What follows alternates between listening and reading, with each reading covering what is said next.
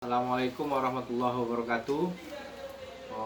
Perkenalkan, nama saya Muhammad Fikri Halim. Saya dari Politeknik Kalteng Riau,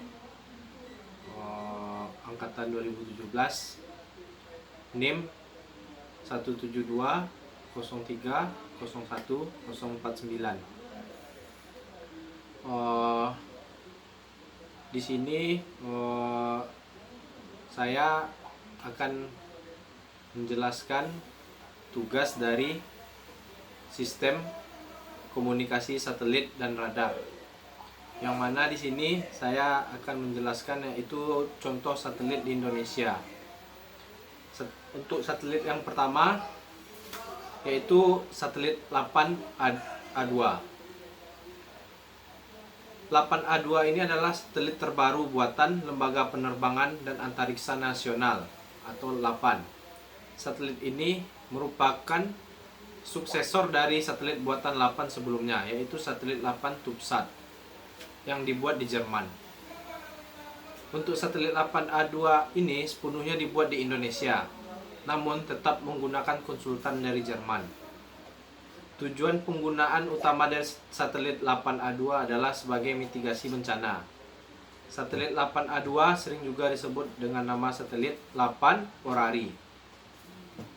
Satelit 8A2 atau Orari diluncurkan dengan roket PSLV C-30 dari Bandar Antariksa Satish Dhawan, Sri Harikota, India, Senin pada tanggal 28 September 2015, tepat pada pukul 10 waktu India atau 11.30 WIB. 8A2 adalah mikrosatelit yang dibuat berdasarkan satelit pertama 8, TUBSAT, yang diluncurkan pada tahun 2007 lalu. TUBSAT dibuat di Jerman, sementara 8A2 dibuat sepenuhnya di Indonesia dengan menggunakan konsultan dari Jerman. Orari membawa Automatic Identification System atau AIS untuk mengidentifikasi kapal-kapal di perairan Indonesia. Orari juga membawa kamera untuk merekam video dengan pembesaran 3 kali lebih luas dari TUBSAT. Menurut situs LAPAN, tujuan utama pembuatan satelit ini adalah untuk mitigasi bencana. 8A2 ini membawa muatan untuk manajemen bencana. Muatan berupa sistem radio komunikasi amatir. Struktur satelit dan subsistemnya banyak sama dengan adik Orari, satelit 8A3.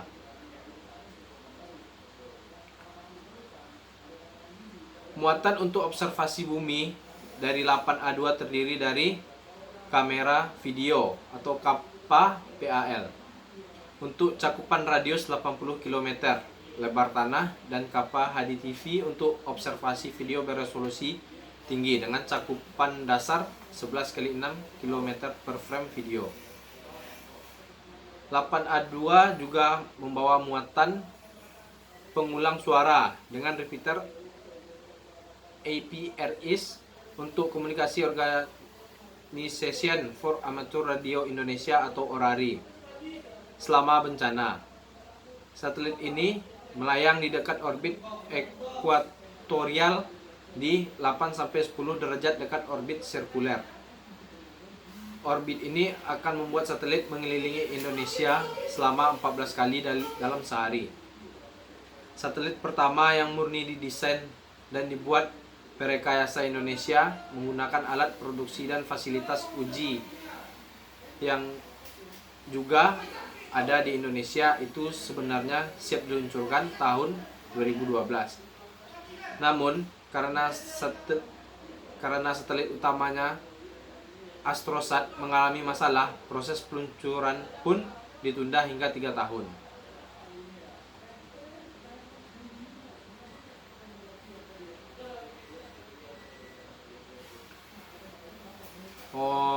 Untuk misi dari satelit 8A2 ini didesain dengan 3 misi, yaitu pengamatan bumi, pemantauan kapal, dan komunikasi radio amatir. Dengan berat sekitar 78 kilo, satelit 8A2 diantaranya membawa muatan Automatic Identification System atau AIS Dengan teknologi ini, 8A2 dapat melakukan identifikasi terhadap kapal yang akan melintasi wilayah jangkauan 8A2.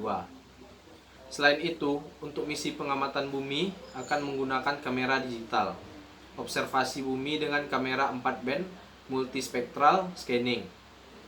Kamera itu beresolusi 18 meter dengan cakupan 120 km dan kamera resolusi 6 meter dengan cakupan 12 km kali 12 km. Untuk cara kerjanya, satelit dengan bobot 78 kg ini akan melintasi wilayah Indonesia secara diagonal sebanyak 14 kali dalam sehari dengan kisaran 20 menit perputarannya. Pada orbitnya, sensor AIS atau Automatic Identification System 8A2 memiliki radius deteksi lebih dari 100 km dan mempunyai kemampuan untuk menerima sinyal dari maksimum 2000 kapal dalam satu daerah cakupan.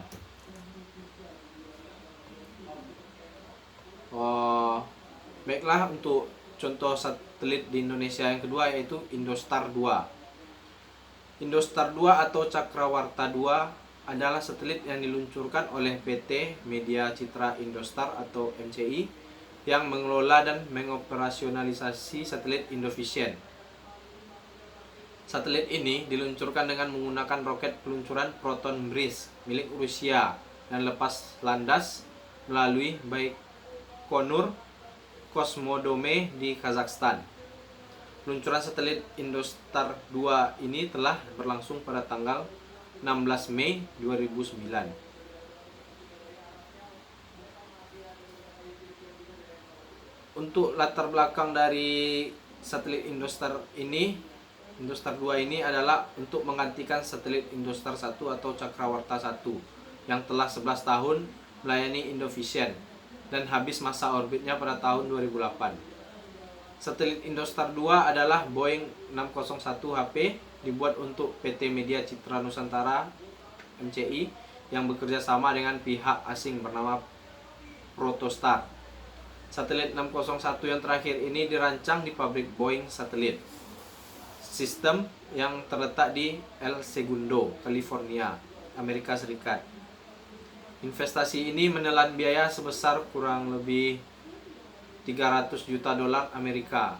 Sebanyak 60% biaya investasi berasal dari uang perusahaan, sementara 40%-nya berasal dari pihak asing. Untuk keunggulan dari satelit ini, satelit Indostar 2 atau Protostar 2 berada di orbit S-band yang lebih tahan cuaca dan memiliki frekuensi sebesar 2,5 GHz. Ia juga memiliki 32 transponder, termasuk 10 transponder aktif dan 3 transponder yang berfungsi sebagai penguat gelombang frekuensi S-band. Satelit ini akan mampu menyediakan sekitar 120 saluran berteknologi MPEG 2, 140 saluran berteknologi MPEG 4, dan menghadirkan teknologi High Definition yang dimulai pada Maret 2012. Selain itu, ia juga menyediakan transponder Ku-band sebesar 12 buah yang akan diarahkan ke India serta 10 buah yang akan diarahkan ke Indonesia dan Filipina.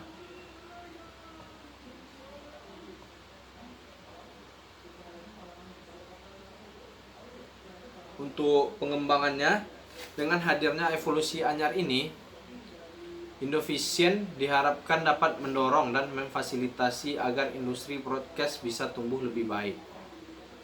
Mereka juga berharap dapat meningkatkan kerjasama dengan 3 perguruan tinggi negeri (PTN) di Indonesia, seperti ITS, ITB, dan UI. Indovision juga mengajak ketiga PTN itu untuk mengembangkan industri lokal yang memasuk cakram parabola.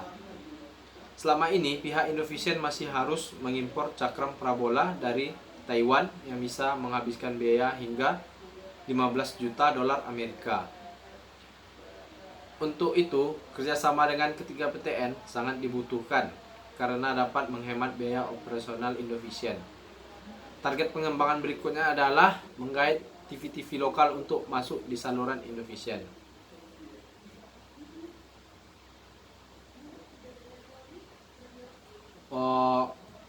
Baiklah, untuk contoh satelit yang ketiga di Indonesia yaitu BRISAT. BRISAT adalah nama untuk satelit milik Bank Rakyat Indonesia atau BRI, sebuah perusahaan perbankan di Indonesia. Satelit BRISAT dibuat oleh Space System atau Loral atau SSL dan diluncurkan di pusat peluncuran Arianespace. Satelit tersebut ditaksir diluncurkan oleh roket Ariane 5 di pusat antariksa Guyana, pelabuhan angkasa Eropa pada tahun 2016. Satelit BRISAT mampu menjangkau wilayah Indonesia, ASEAN, Asia Timur, termasuk sekeliling bagian Tiongkok, Laut Pasifik termasuk Hawaii dan Australia Barat. Satelit dengan transponder pita C sebesar 36 x 36 MHz dan Ku-band sebesar 9 x 72 MHz ini akan mengorbit di slot 150,5 bujur timur. Jalur orbit tersebut sebelumnya diduduki oleh satelit Indosat yang sudah habis masa tugasnya. Palapa C2. Slot orbit tersebut diberikan kepada BRI melalui perintah pemerintah Republik Indonesia dengan alasan Indosat tidak lagi menggunakan slot tersebut. Untuk latar belakang dari satelit ini, yaitu alasan pembuatan satelit untuk bank ini adalah memangkas pengeluaran komunikasi antar badan pegawai juga dengan pelanggan di seluruh Indonesia dan luar Indonesia. Dengan memanfaatkan teknologi tersebut, BRI yakin akan menghemat biaya telekomunikasi sekitar 50%. Kontrak pembuatan serta peluncuran dari BRISAT ini ditaksir bernilai 230 juta dolar Amerika atau sekitar 2,5 triliun rupiah. Untuk kontroversi, satelit BRISAT memiliki 45 transponder dengan penggunaan 23 transponder untuk BRI dan 4 transponder untuk pemerintah, yakni Kepolisian Negara Republik Indonesia, Markas Besar Tentara Nasional Indonesia, Badan Intelijen Negara Republik Indonesia, Badan Keamanan Laut dan Kementerian Keuangan Republik Indonesia. Mengetahui hal tersebut, sempat terjadi pembicaraan hangat mengenai 18 transponder satelit BRI yang tersisa. Beberapa pihak berpendapat sisa transponder dari satelit tersebut dapat digunakan BRI untuk penyewaan jasa komunikasi satelit untuk bank lain. Tapi isu tersebut dibantah oleh pihak BRI yang mengatakan bahwa sisa dari muatan transponder itu akan digunakan untuk menampung daya komunikasi BRI pada masa depan. Hal ini dilakukan mengetahui izin penggunaan satelit BRISAT terbatas untuk telekomunikasi khusus, bukan komersial.